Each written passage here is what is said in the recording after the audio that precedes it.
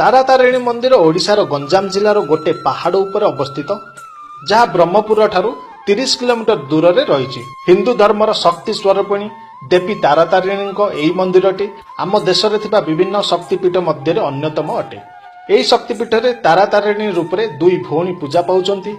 यही पीठर महिमा जोगु आम ओडिशार बेस प्रसिद्धि लाभ करिछि।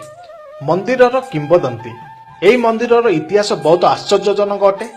ता भितर गोटे आज आम यही भिडियो जानिबा। गंजाम जिलार आठगड़ अंतर्गत वीर जगन्नाथ शासन रे कुमारी नामक छोट गाँव रे एक मध्यवर्ती परिवार रे बासु प्रहराज नामक एक महाज्ञानी और तांत्रिक थिले।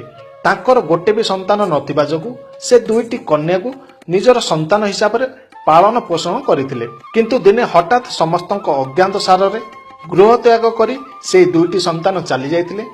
बाटर कौनसी एक काचरा ठारू चूड़ी पिंधिथिले एवं बासु प्रहराजଙ୍କ ठारू पैसा नेबा पई कहि देई चली जाइथिले। बासु प्रहराज बहुत खोजाखोजी करबा सत्वे भी निराश हेबाकू पड़िथिला।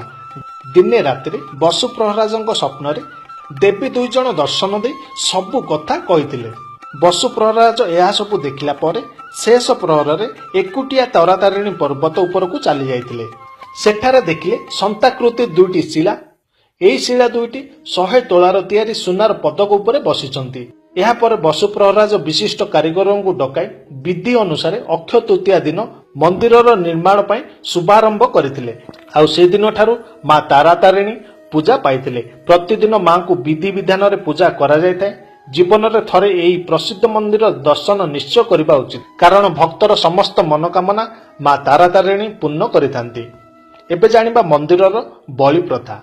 तारातारिणी पीठरे प्राय 500 वर्ष धरी बलि प्रथार प्रचलन थिबार कुआजाए।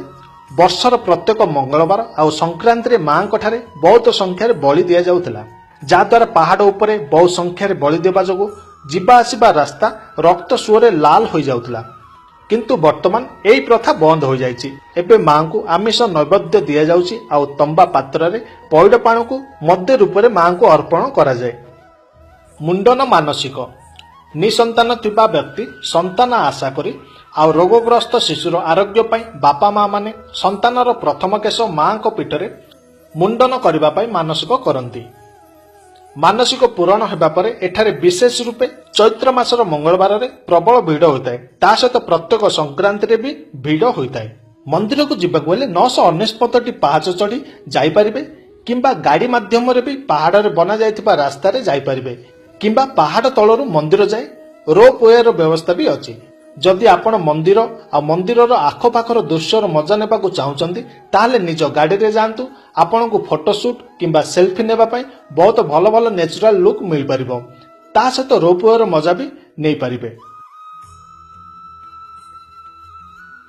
फ्रेंड्स, मने रखिथिबे मां को पीठरे बहुत मांकड़ अछंती। निज सुना चेन सुनार हार किंबा वॉलेट को लुचाई रखिबे। ता सहित मंदिरर दर्शन पर से मांकड़ मानक पई सेठाकर दुकान रो किछि खाइबा जिनिस किनी सेमानकु निश्चय देबे। वर्तमान मंदिरर उन्नति पई बहुत किछि काम चलीछि। आउ एही मंदिरर महिमा जोगु प्रति वर्ष प्रति संक्रांति रे लक्ष लक्ष भक्त आसीथांती।